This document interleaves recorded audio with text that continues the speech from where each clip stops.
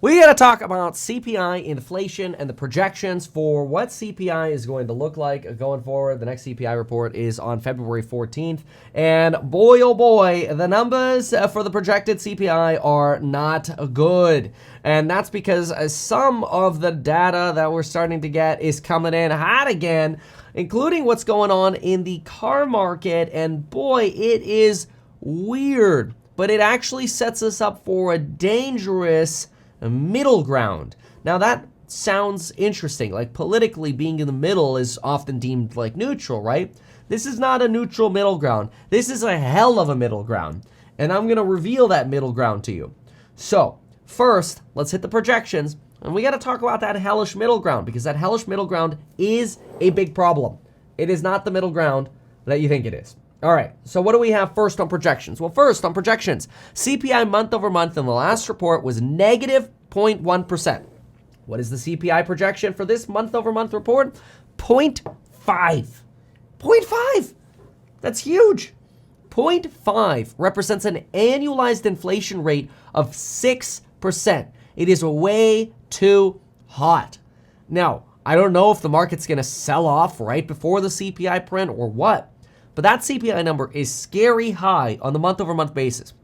If you strip out food and energy, because we know food costs and like eggs, for example, even though eggs have recently fallen around 50%, they're still way more expensive than they were a year ago, substantially. I mean, you're paying like $1 more, which from an egg point of view on a dozen eggs is like basically almost paying double for a dozen eggs. It's insane. But anyway, even if you strip out the more volatile food and energy component, you're still looking at 0.4% month over month projected. Now, that's slightly up from the 0.3% we had last month, but still, that's 4.8% annualized inflation. That's bad on the month-over-month read. Sure, the headline number goes from 6.5 to 6.2, but because that core number is staying strong, it kind of doesn't imply that we're going to get this rapid disinflation continuing the way we hope. Now, that creates some nervousness in the market. And what we want to do is try to understand why.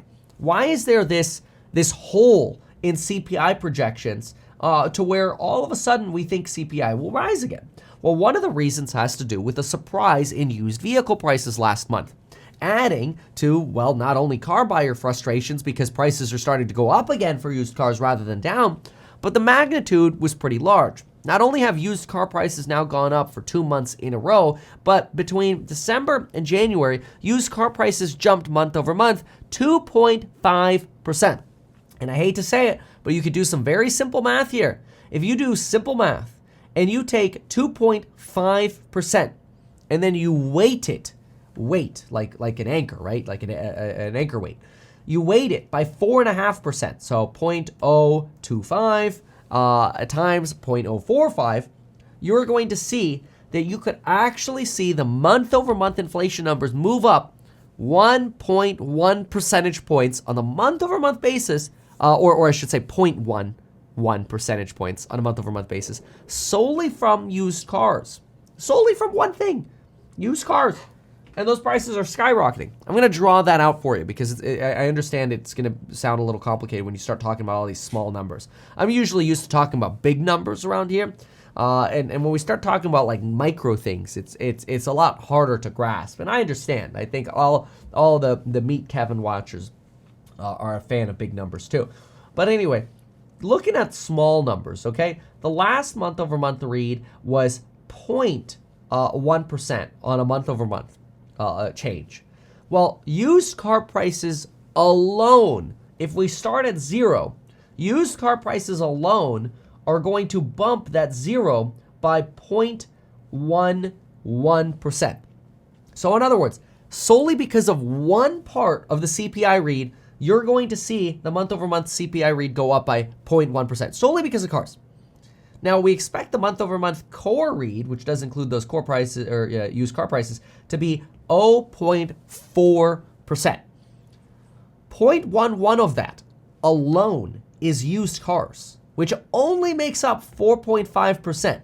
So that means 0.11 is coming, and you still have over 95% of the report to go. That's not great. The used car numbers are a problem. And not only are they an issue, but according to the car dealership guide, they're actually potentially getting worse. This isn't great. Now, I've said before, I encourage you to follow this guy. I think he's great. Hopefully you'll follow me on Twitter as well, at RealMeKevin. But anyway, he says this. I can't stress this enough. The pace at which used car prices are rising at dealer auctions right now is absolutely baffling. As of this morning, auction prices were much higher than January. Well, that's not good. I don't want to hear that.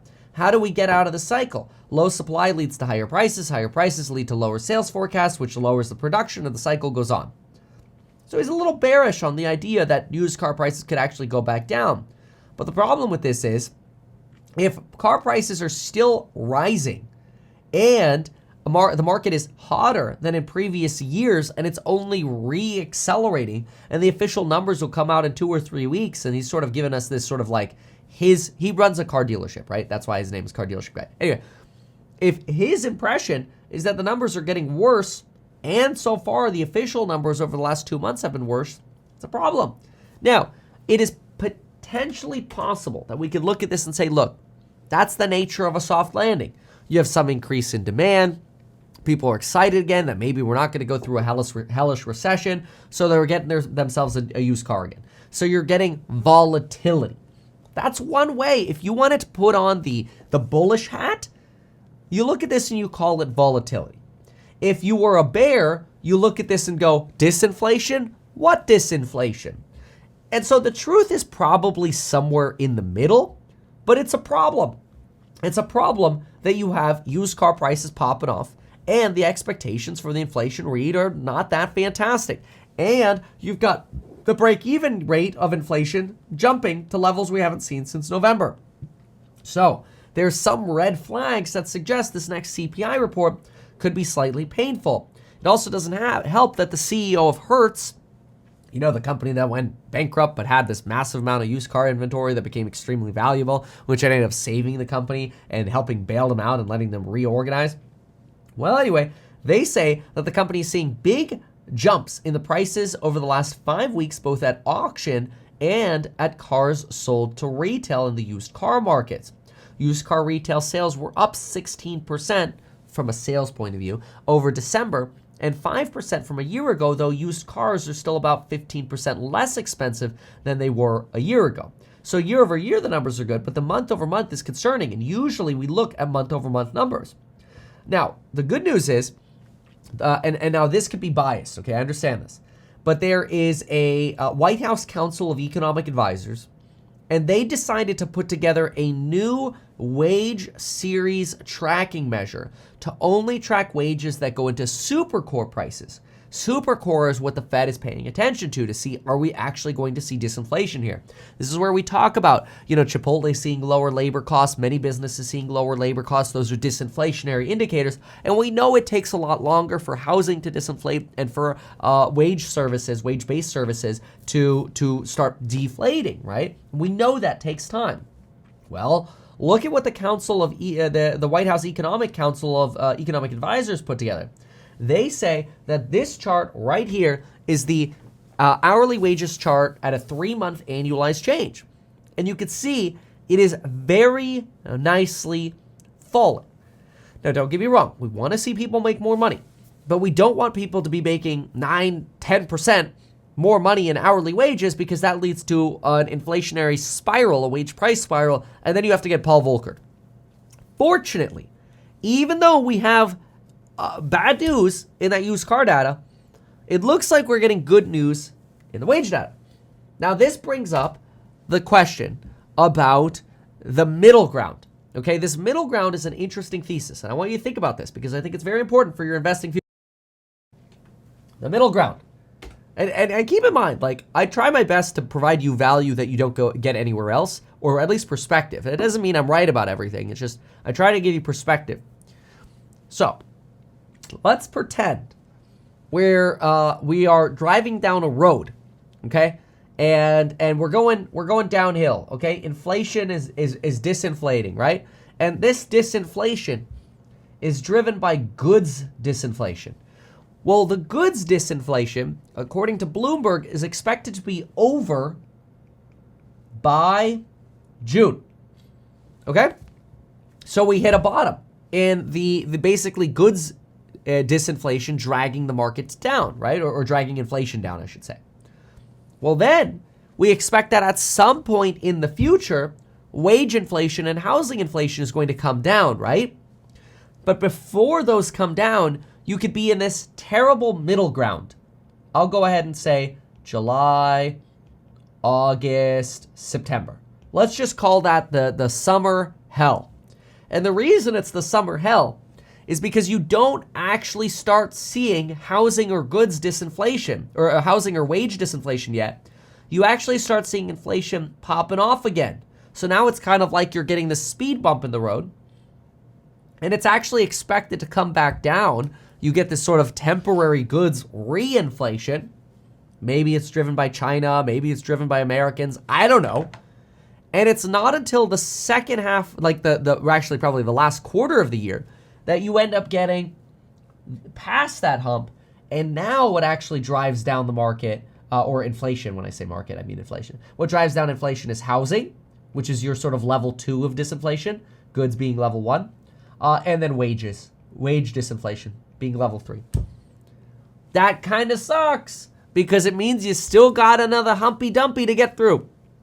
On top of that, you got stuff happening like earthquakes in Turkey, which I understand people like, Evan, I understand you're sad about people losing their lives in Turkey. I know, I mentioned it like every live stream, and it's a pisser. I am so devastated by what's going on over there. Just children and families. Go hug your loved ones, okay? Anyway, what's happening with Turkey? Well, now there are suggestions that Turkish countries, including the United States, rely on imports of certain metals, and we could actually see steel disruptions due to damages of ports in the Turkish region. For example, while Turkish steel accounts for only about 4% of 2022 U.S. imports of steel, we import about 7% of our long steel products. These are like railroads or like railroad tracks or rebar, which we use in construction stuff. We import about almost twice as much, about 7% of our long products from Turkey. Turkey likes things long. And as a global long product exporter, they make up about 11% of the global market. And so there's an expectation that a lot of metals are going to be affected by these Turkish disruptions, and that could increase input costs, producer price costs, which potentially could flow through consumer prices. So all of these little shocks that we get, they make the road a lot bumpier. So far, unfortunately, it doesn't seem like there are these terrible catalysts that suggest, oh my gosh, is this going to be the black swan that destroys everything? But it's important. I mean, Goldman Sachs had a whole piece on it. The impact of Turkey earthquakes on global steel markets. Now, no notable damage to steel mills. However, we highlight likely supply chain disruptions, particularly given damage at various ports. Particular one, we talked about some of the percentages. And the point is, all of the issues that we face in our economy get complicated by the normal oopsie-doopsies that happen in life, whether it's nature or just normal oopsie-doopsies. And everything is just going to seem more frustrating in 2023 because everything that happens, like this car information or this Turkey metal information, what this ends up doing is creating uncertainty. It creates fear, it creates uncertainty, and it just makes it less clear as to whether or not we're actually on that path to a soft landing. So it's something to keep in mind. But those are the CPI projections. I will obviously be streaming the CPI report at 5:30 a.m. On February 14th. So mark your calendar for that, and I'll see you there.